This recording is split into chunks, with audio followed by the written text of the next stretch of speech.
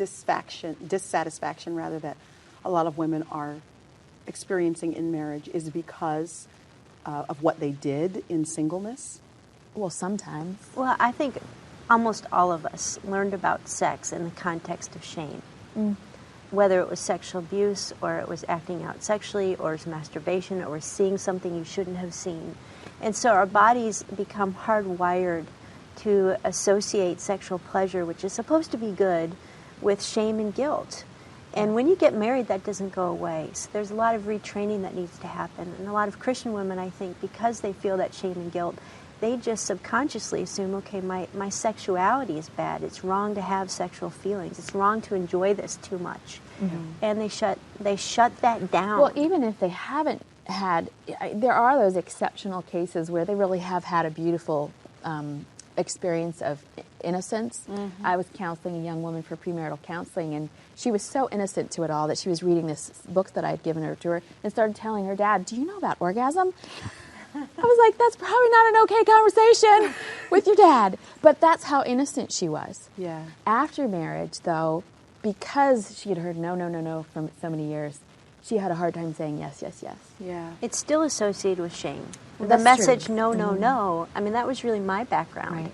And that came with me into marriage. Yeah. And the first decade was difficult. Yeah. Because when you hear no from the church or from your parents, the association is there's something wrong with this. But there has to be a no attached to it, but a no kind of coupled with a yes in terms of here is what God has given you your body for, and that you're looking towards and forward to something in terms of how the Lord will allow you to use it in different seasons of your life. Now, let me tell you this. The very first time I was introduced to 50 Shades, it was because a woman in my church who didn't just, show up out of the blue in the past year. She's been a part of our church for a very, very long time. I know for sure she loves the Lord. I know she wants to honor her husband. Great woman. She came to me so excited about this book because she said, "Have you read 50 Shades?" And at the time, I didn't know what it was, just a couple months ago. What in the world is that? She described it to me and she said, "It has totally changed my marriage. We have got so much passion going on and intimacy going on like we have never had going on before." So I want to talk to you a little bit more about that. We've got a part 2 to this program, and what we're going to continue to talk about is what is okay. For those of us who want to honor God, we want to honor our husbands, we want to have a passionate, hot, fiery relationship with the man in our life. We're going to talk about what is okay for us to do, what isn't okay, and how we can make sure that not only are our spouses enjoying our sexual relationship, but that we're enjoying it. Because from what we've heard today, sex isn't just for them, it's for us too, for us to be fulfilled and to find satisfaction and enjoyment as well. So we're going to have a great part 2 to this, so you're going to want to hang tight and not miss it. Thank you guys so much for joining us. We have had a great conversation, Thank you. We'll see you next time.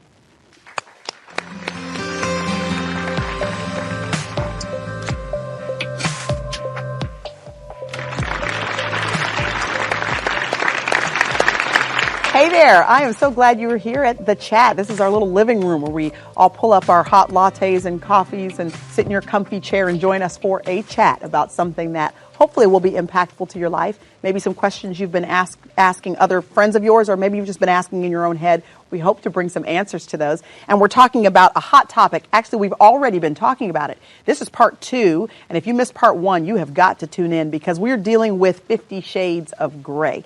If you've never seen this book before, I bet you have passed it in your Walmart or Sam's Club or Barnes & Noble, or you have friends who've been reading it or talking about it, and you've been wondering what in the world is it all about and why is it such a phenomenon? And listen, a phenomena it is. It has sold over 40 million copies worldwide. It is one of the fastest selling books of all time. And so we figured we ought to talk about this book that is addressing women and their sexuality. It really is impacting women everywhere. We need to figure out what business we need to do personally and corporately with a book like this one. And so we're having that conversation today on the chat. You're going to want to stay tuned because this is going to be a hot topic you do not want to miss.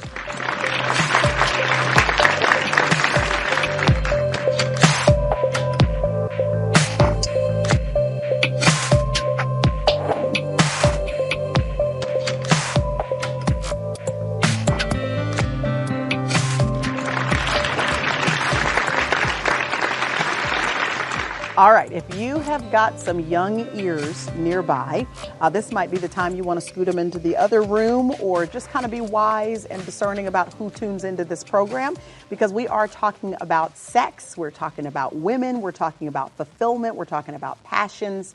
Those are the kind of things we are addressing here. And if you know anything about me, you know I don't really mince a lot of words. So I'm going to try to be delicate, but there are going to be some things that come up that you might want to make sure that the people around you are at appropriate ages and seasons of life to hear. We're talking about 50 Shades of Grey, and to help us to do that and to get a handle on what this is all about are two wonderful, wonderful women who I know not only from today on this program, but who I've known for years, and I'm so glad that they're bringing their expertise in the area of sexuality to us during this program. Dana Gresh, purefreedom.org is where you will find her. She is a woman that helps single women in particular to get a handle on their sexuality. And then we've got Miss Julie Slattery. She's a clinical psychologist and a woman who is at AuthenticIntimacy.com. She's answering questions about how we can have authentic intimacy. She's studied it.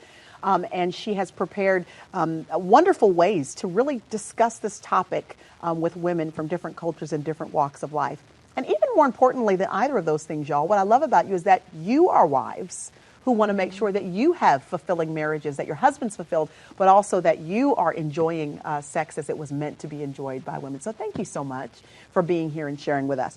I told you that there was a woman in my church who introduced this book to me. I had never heard of it before. I had never really laid eyes on it before. And she said, Priscilla, this book has changed my marriage. It kind of was dull and a little bit lifeless. But then I started reading this, and it really brought passion into my marriage. I mean, she had a big old grin on her face. She was smiling. She was so excited. So tell us a little bit, for those who missed part one, tell us a little bit about what this book is about and why so many women are having that kind of reaction where they're just so excited about the passion that they say it's bringing into their relationship.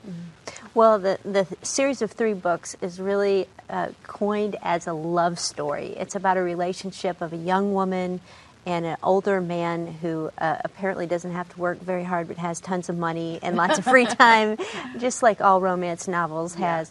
But the difference of this is that the whole relationship is around sexuality. And kinky sexuality, the kind of sex that involves things like bondage and humiliation and physical pain. And women are just flocking to this, as you've said. Yeah. It's hitting a nerve, even though even critics will say the book is not very well written.